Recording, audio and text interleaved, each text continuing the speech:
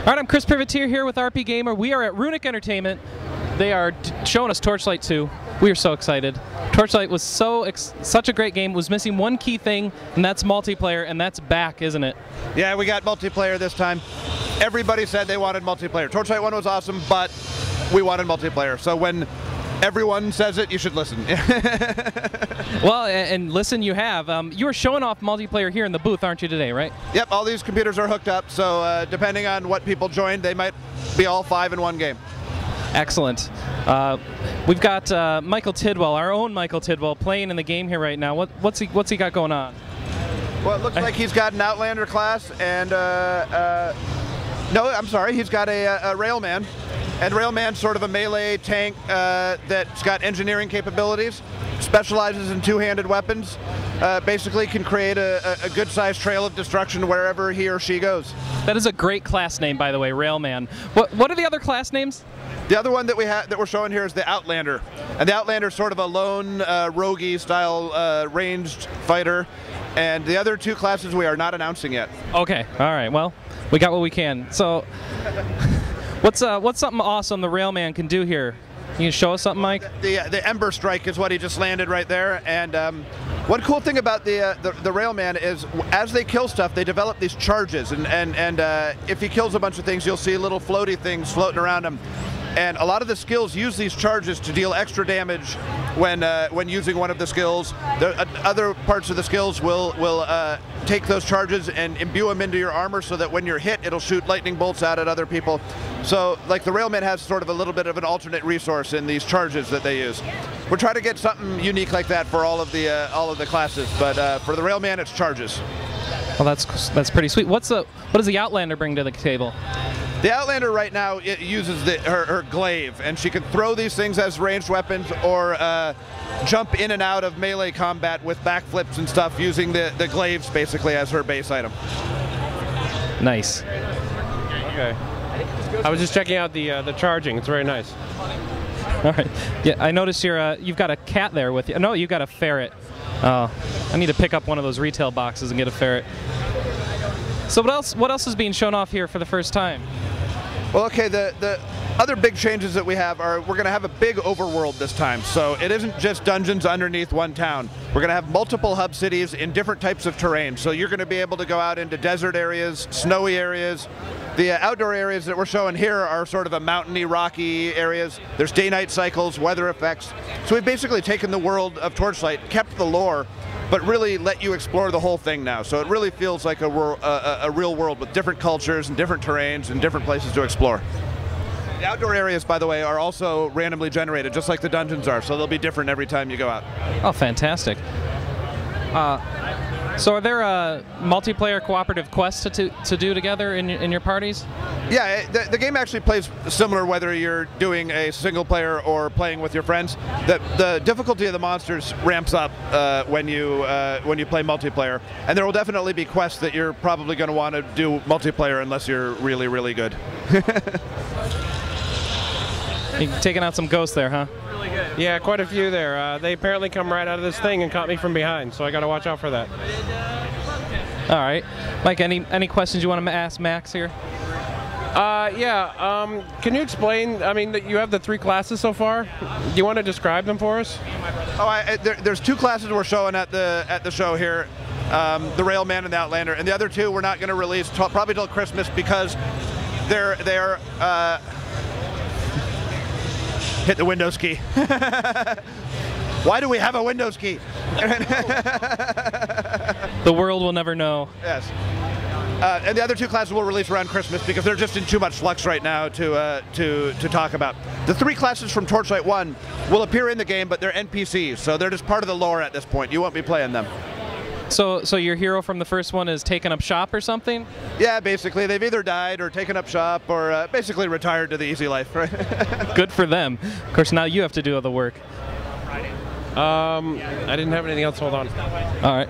Jeez. Well, yeah, you focus on killing all those monsters. It's hard to play and talk. That's why I'm glad he's playing, because whenever I demo and I talk, I die immediately.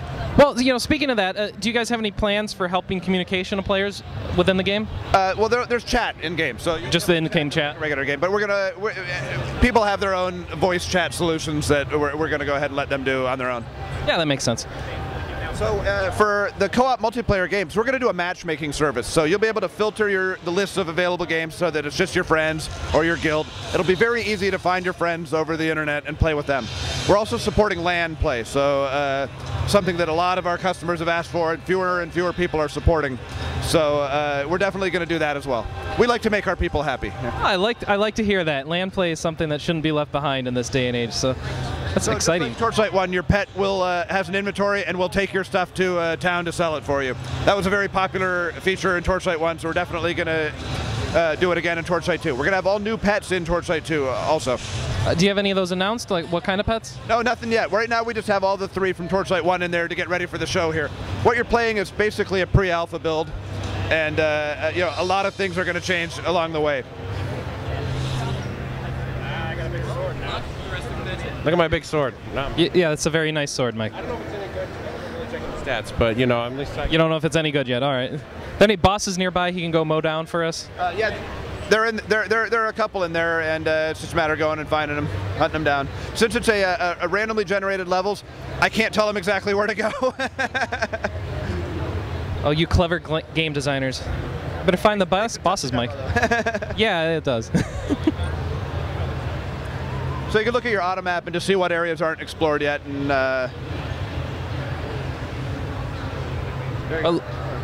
yeah, it looks like down and. There's always something. Just keep going, you'll find something. We try to get you killing monsters all the time. You're never going to have to be trudging across the world in Torchlight to try to find something. All right, Mike, show us off some of the special abilities here. And then I need to charge it up, so it makes it harder. You know, it hits harder. I haven't really explored too much. There's a couple. There's Onslaught. Let's see what that does. 4. Okay, so I haven't played Torchlight in a while. What do you want? There you go. You jump in the air and kill something. Excellent. That's what I want to see. See, it died well. That looks nice. Let's see what else we have.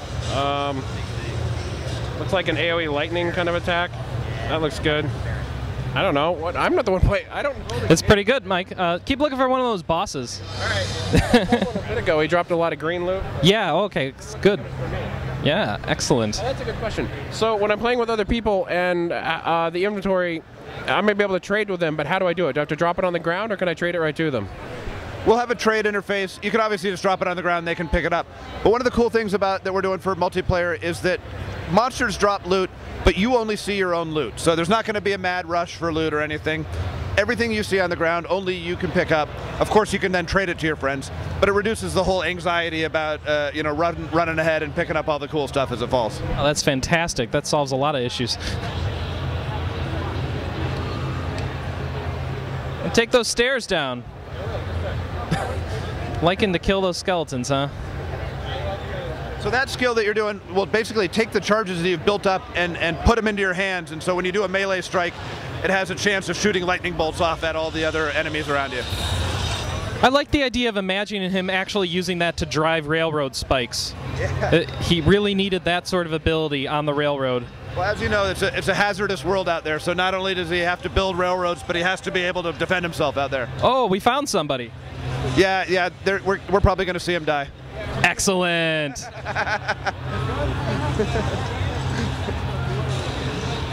How do you feel right now, Mike?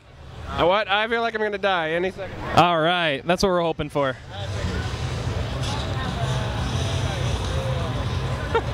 This is why I'm glad he's playing. Yeah, that's excellent. I've died on live TV many times. It's embarrassing. Michael, the last time Michael died on live TV, it was singing Rock Band.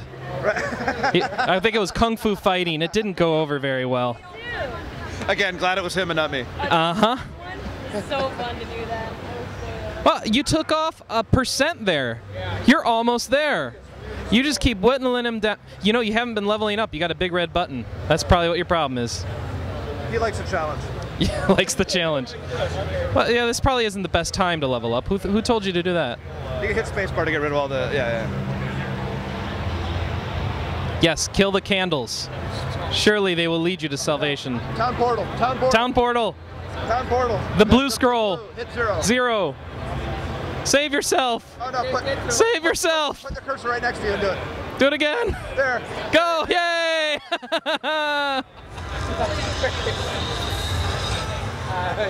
That's awesome. Stuck in a wall in the demo. Good job.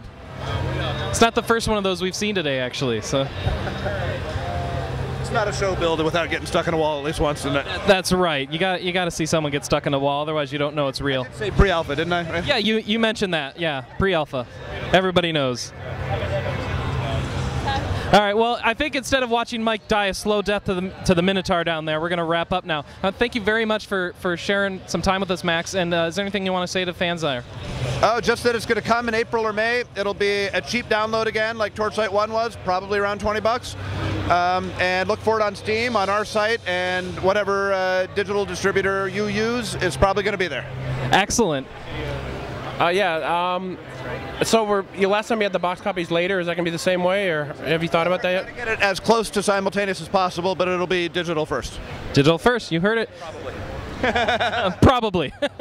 All right, everyone's excited. Looking forward to Torchlight 2 next year. This is Chris Rivet here for an RPGamer. We'll see you around at the rest of PAX.